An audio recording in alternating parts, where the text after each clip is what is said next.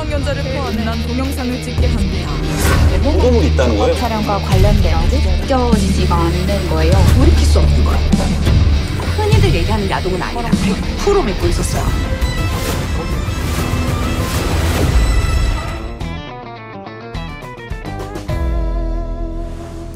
Puluhan perempuan dipaksa menjilat lantai toilet sambil direkam menggunakan handphone. Kemudian rekaman itu disebarkan di puluhan grup Telegram berbayar.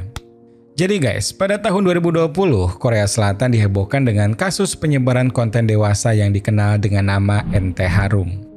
Dua orang pelaku membuat puluhan grup Telegram yang hanya bisa diakses setelah melakukan pembayaran menggunakan kripto.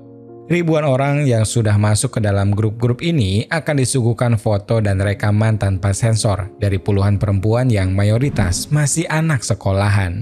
Para perempuan ini adalah korban yang dimanipulasi, kemudian diancam, lalu dipaksa untuk melakukan dan merekam hal-hal yang tidak pantas.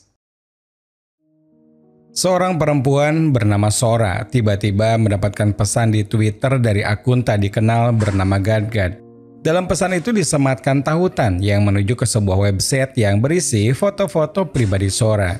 Ketika ditanya dari mana foto itu didapat, akun yang bernama Gadgad ini malah mengirimkan nama lengkap, alamat, dan juga tempat Sora bersekolah.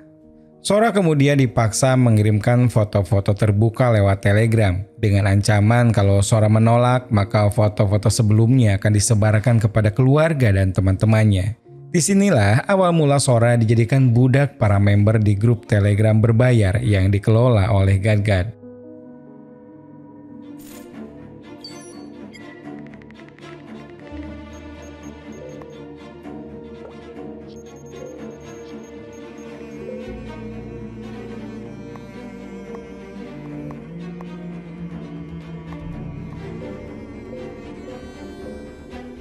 Pada pertengahan 2019, Kim Wan, seorang jurnalis dari media Hangyore, menerima email yang berisi penjelasan tentang kejahatan yang terjadi di aplikasi Telegram.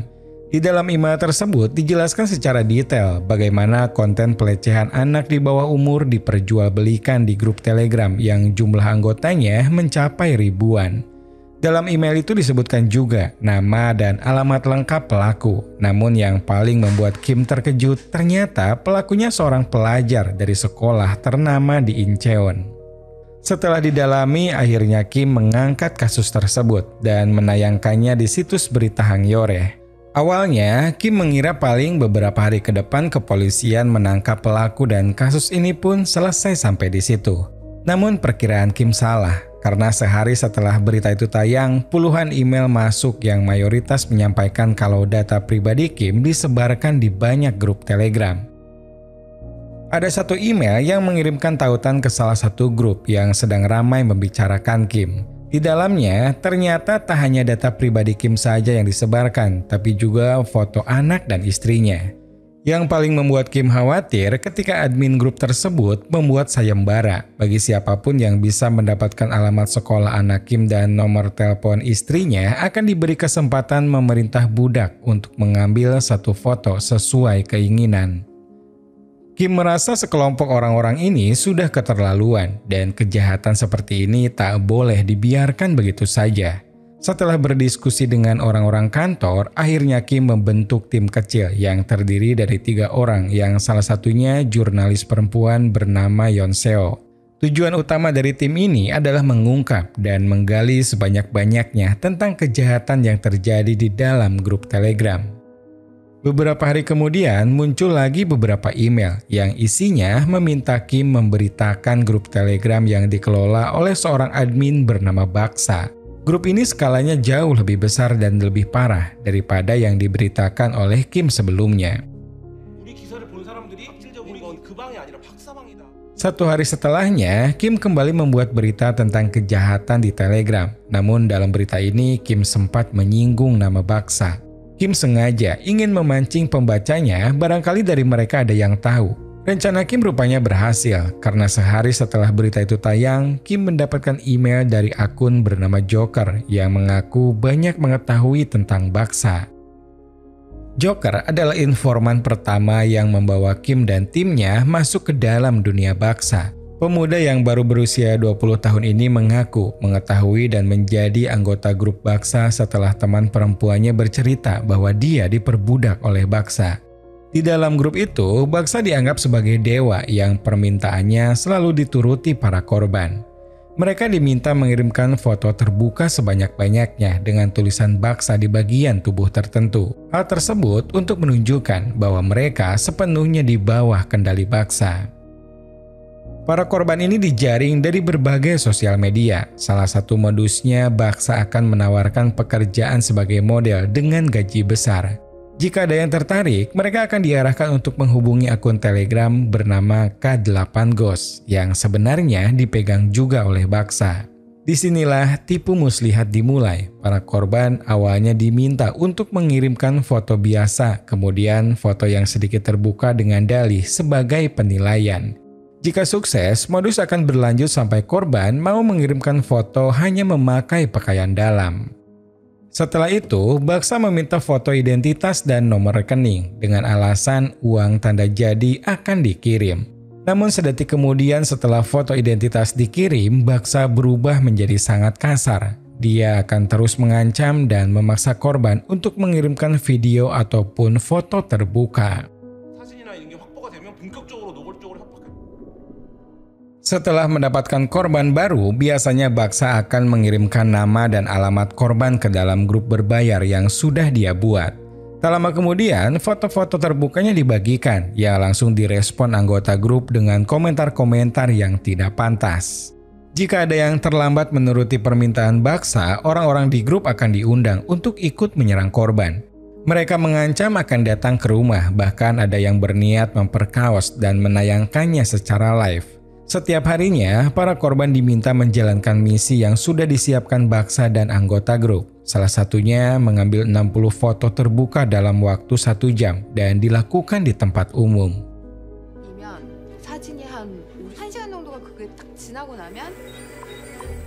Misi tersebut masih terbilang mendingan daripada diperintahkan untuk menjilat ubin lantai toilet sambil direkam. Masih banyak misi-misi tak pantas lainnya dan rata-rata misi yang berat ditunjukkan untuk korban yang masih pelajar karena mereka sangat mudah sekali diancam.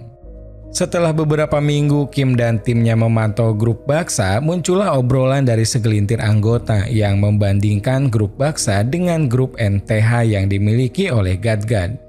Kim dan timnya pun mencoba mencari informasi tentang grup NTH dan menemukan sebuah artikel investigasi yang dibuat oleh sekelompok mahasiswa yang menyebut dirinya The Flame. Setelah dihubungi, Yeon berhasil mendatangkan 2 anggota The Flame. Mereka pun bercerita awalnya The Flame hanya ingin menulis artikel tentang fenomena video ilegal yang tersebar di media sosial. Namun di saat melakukan riset, mereka menemukan sebuah website bernama Evisnoop yang khusus dibuat untuk mengiklankan grup berbayar yang dikelola oleh Gadgad. Di website ini, akun bernama Watchman menampilkan kurang lebih 10 grup berbayar beserta jumlah korban yang sudah dikategorikan sesuai usia dan wilayah mereka tinggal. Tak hanya itu, nama dan alamat korban juga ditulis dengan jelas, bahkan ada juga informasi di mana korban bersekolah. Untuk mengakses grup-grup ini, pengunjung website diarahkan dulu ke dalam grup gratis. Setelah itu barulah mereka ditawari masuk ke dalam grup berbayar yang di dalamnya berisi konten yang lebih lengkap. Pada saat itu The Flame beruntung bisa masuk ke dalam grup NTH tanpa harus membayar setelah seorang pelaku menulis pengumuman bagi siapapun yang merubah foto profilnya dengan anime maka akan diberi akses gratis.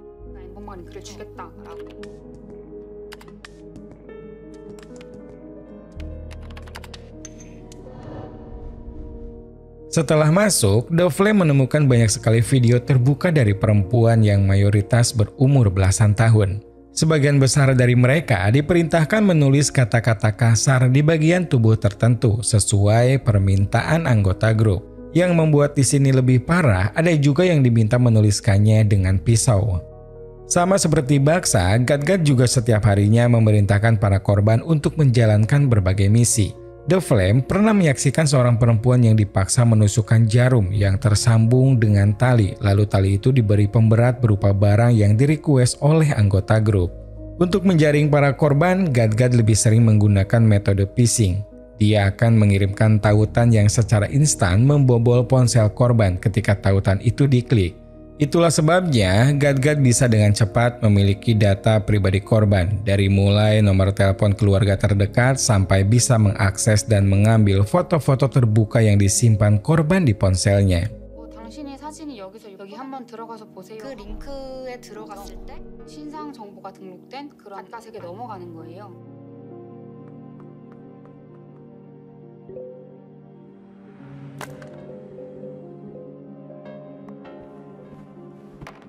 Merasa kejahatan ini harus segera dihentikan, akhirnya The Flame memutuskan untuk melaporkannya kepada polisi.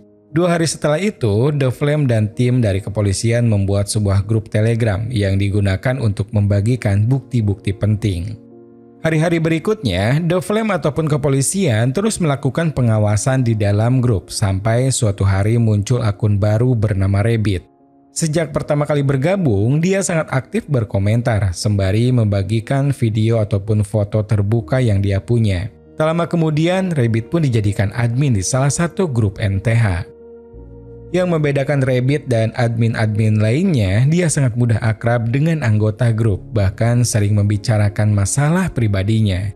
Dia juga tak segan mengungkapkan sedang sibuk kuliah di salah satu universitas bernama Chonam. Sikap terbuka Rabbit ini pun dimanfaatkan The Flame untuk berpura-pura akrab sambil diam-diam menggali sebanyak mungkin informasi dengan tujuan melacak keberadaan Rabbit.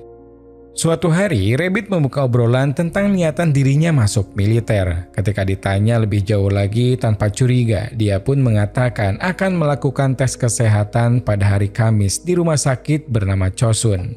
Setelah detail informasinya didapat, The Flame mengirimkannya kepada polisi. Di hari Kamis sorenya, Rabbit pun ditangkap sekaligus menjadi admin grup NTH pertama yang berhasil diamankan. Setelah penangkapan Rabbit, Gadgad sering menghilang. Dia beralasan tidak diperbolehkan main HP oleh orang tuanya. Selain itu, dia juga sempat membalas komentar seorang anggota grup yang terus memaksanya mengirimkan konten baru. Gadgad mengatakan untuk sementara konten baru update-nya akan lambat, alasannya sedang sibuk mempersiapkan ujian akhir sekolah. Tak lama setelah itu, Gadgad tak pernah muncul lagi. 근데 이제 그러면서 본인들도 해버린 사람이니까 그들에게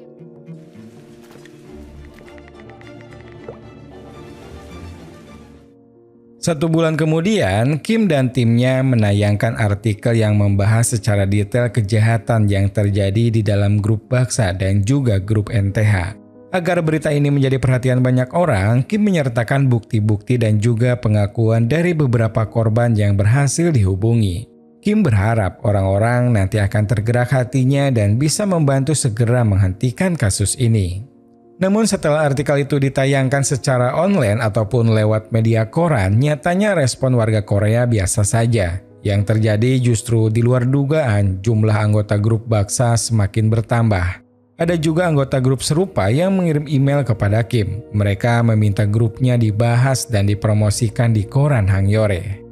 Kim dan timnya tak menyangka responnya bakal seperti itu. Ditambah Baksa menayangkan video di mana perempuan yang ada di dalamnya menuliskan watermark tumbal Hangyore.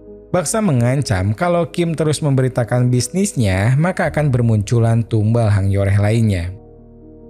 Ancaman Baksa berhasil membuat Kim dan Yeon merasa kalau perlawanan yang dilakukan selama ini hanya sia-sia saja. Karena Kim tak ingin tindakannya semakin memperburuk keadaan atau malah membuat korban-korban tersiksa, akhirnya ia memutuskan untuk berhenti melakukan penyelidikan.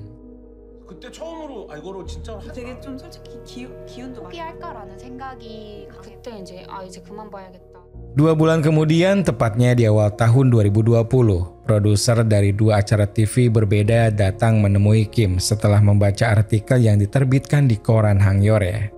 Mereka juga menyadari betapa seriusnya masalah ini ketika melihat di Twitter banyak sekali para perempuan yang menyuarakan agar kejahatan di grup Telegram diusut. Jaewon, produser acara Y Story SBS, adalah orang yang pertama kali mendatangi Kim. Kemudian disusul Chang Yun-yo bersama bosnya Choi Wang dari acara Spotlight JTBC. Setelah mendapatkan banyak bukti dan penjelasan dari Kim, mereka pun langsung masuk ke dalam grup NTH ataupun grup Baksa. Dulu, Kim memantau grup secara diam-diam, tapi yang dilakukan kedua acara TV ini beda. Mereka terang-terangan menyebut dari acara TV dan meminta siapapun untuk menghubungi jika kenal atau punya informasi tentang Baksa atau Gadgad. Beberapa hari kemudian, Baksa muncul menghubungi tim Wise Story dan Spotlight. Tiap kali ditanya di mana posisinya, kepada Wise Story, Baksa selalu mengaku berada di Kamboja, sedangkan kepada Spotlight mengaku berada di Cina. Dia akan marah dan malas menjawab ketika ditanya lebih detail lagi di mana tempat tinggalnya. Baksa akan sangat senang meladeni jika membicarakan tentang apa saja yang selama ini sudah pernah dia lakukan. Dia sangat bangga dengan pencapaiannya dan yakin takkan pernah ada seorang pun yang bisa menangkapnya. Kepada Wise Story, Baksa mengaku sebagai seorang hacker yang sering menjual narkoba dan senjata api ilegal di dark web. Kepada Spotlight, dia mengaku seorang rentenir dan juga mengurus agensi detektif swasta bernama Bak. Di akhir obrolan, Baksa mengancam Wise Story agar tidak menyiarkan episode tentang dirinya atau akan ada perempuan yang bunuh diri dari atap gedung SBS. Jaewon selaku produser sempat membicarakan ancaman tersebut bersama Kim. Selama ini Kim juga mendapatkan banyak ancaman, namun ancaman-ancaman itu tak pernah dilakukan. Dari situ Jaewon menyimpulkan akan tetap menayangkan episode kejahatan Baksa. Besoknya setelah tayang beredar di grup video seorang perempuan membungkus kepalanya dengan kresek dan lehernya terikat ke gagang pintu sambil berkata akan bundir di gedung SBS dalam beberapa hari ke depan.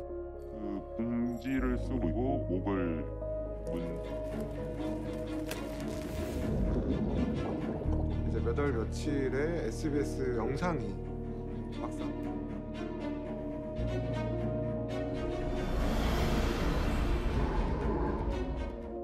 Di sisi lain, 2 hari sebelum Spotlight tayang, Baksa mengancam akan ada korban selanjutnya jika Spotlight nekat membahas dirinya. Namun ancaman itu tak digubris. Alhasil setelah acara tayang, menyebar lagi satu video tak pantas yang dilengkapi dengan nama dan alamat lengkap korban. Ancaman bundir kemarin dilaporkan oleh Jaewon ke polisi. Setelah itu, pihak kepolisian pun mulai mencari petunjuk dari video korban yang beredar. Setelah membandingkan dengan semua data dari grup Baksa, polisi menemukan ada satu foto korban yang kelihatan wajahnya dan memakai gelang yang sama persis seperti yang dipakai perempuan dalam video. Setelah diteliti lebih jauh lagi, di belakang perempuan itu ada sebuah buku pelajaran yang bertuliskan nama dan sekolah. 1 hari kemudian, korban berhasil ditemukan. Dia seorang remaja kelas 2 SMP bernama Yoon Jong. Di kamarnya polisi menemukan tali yang digunakan di video masih tergantung di gagang pintu dan banyak juga catatan berisi kata-kata kotor. 방에 들어가 보니까 씬을 연출할 때 썼던 전부터 이제 협박을 들면 이제 박사방 화이팅 이런 종이 쪽지 같은 것들이 이제 Berdasarkan siaran Spotlight, terungkap bahwa Baksa punya 3 grup utama berbayar.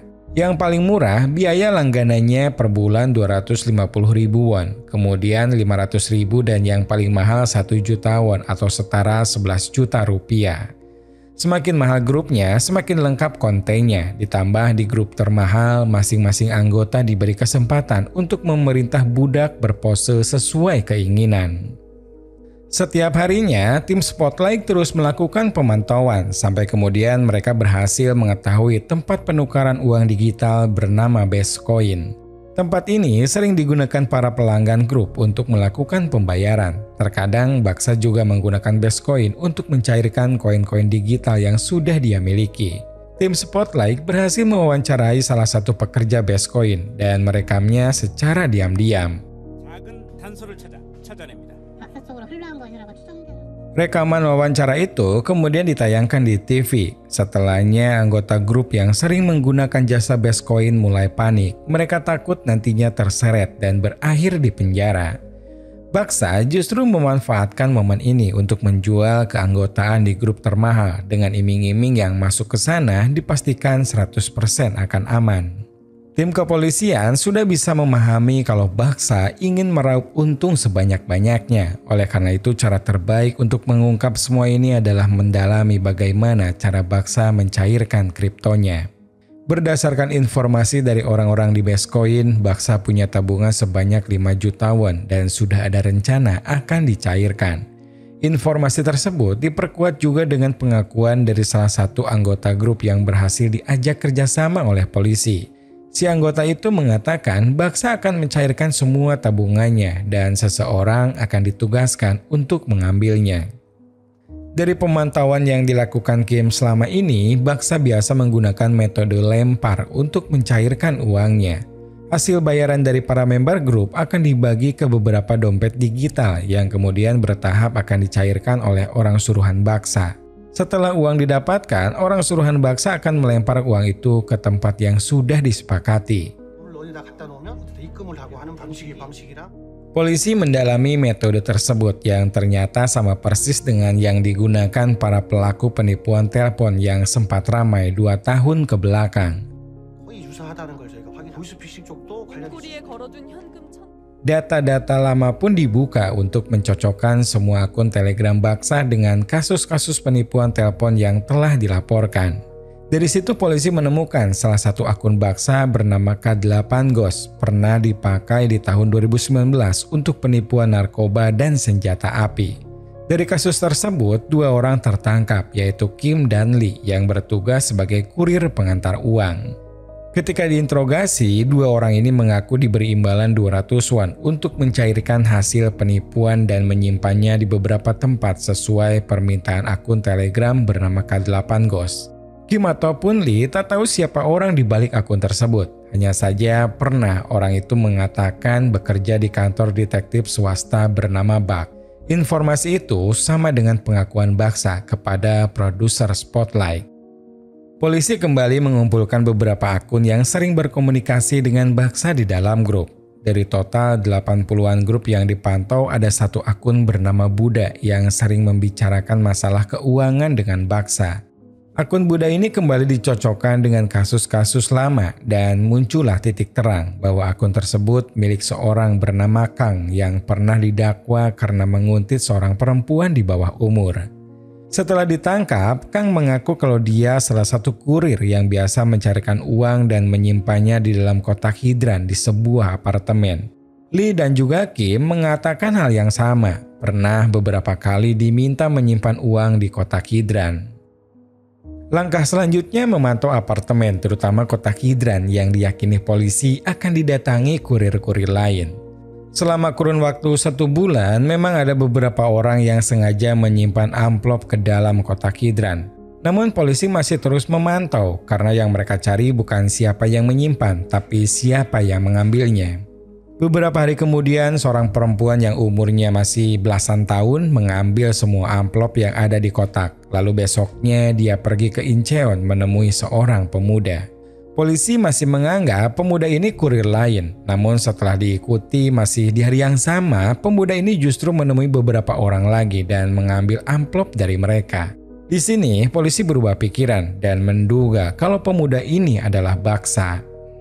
1 minggu kemudian, tepatnya pada tanggal 16 Maret 2020, setelah para polisi benar-benar yakin kalau dia adalah Baksa, penggerbekan pun dilakukan. Semua data-data dari HP yang berhasil disita mengungkap kalau dia memang benar Baksa, otak dari penyebaran konten-konten dewasa di grup Telegram. Nama aslinya adalah Cho Jun Bin, baru berusia 25 tahun.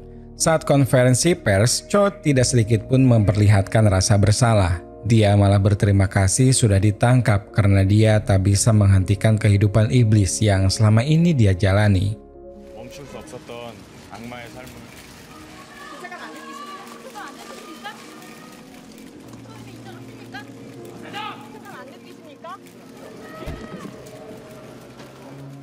Penangkapan Baksa bukanlah akhir dari kasus ini, masih ada Gad-Gad yang bisa dibilang lebih senior dari Baksa. 2 bulan setelah penangkapan Baksa, tiba-tiba akun Gad-Gad kembali online setelah menghilang selama 11 bulan. Setelah dihubungi tim Y-Story, ternyata akun tersebut sudah diambil alih oleh hacker yang menyebut dirinya Tim Merah. Awalnya, Tim Merah menyamar sebagai anggota grup dan berpura-pura mengirimkan tautan yang menuju ke halaman berita. Tautan yang dikirim ternyata sudah diselipkan kode tertentu yang bisa melacak dan mengambil data-data pribadi. Metode ini sebenarnya sering digunakan Gad-Gad untuk menjaring korban.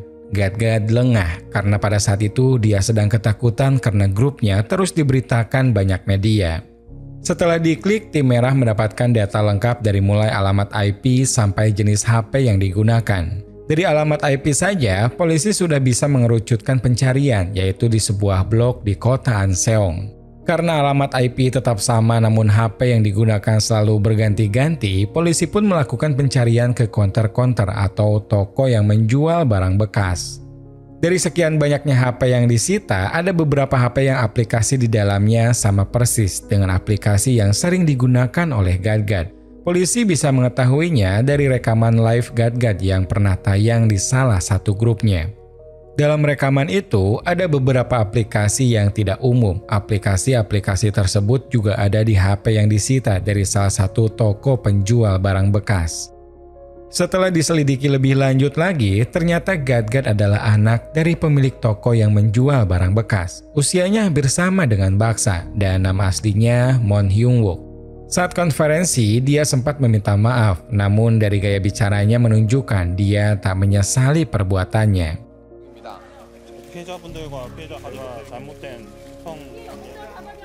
Setelah menjalani sidang hampir setahun, pada Oktober 2021, Choi Jun-bin alias Baksa divonis penjara 42 tahun.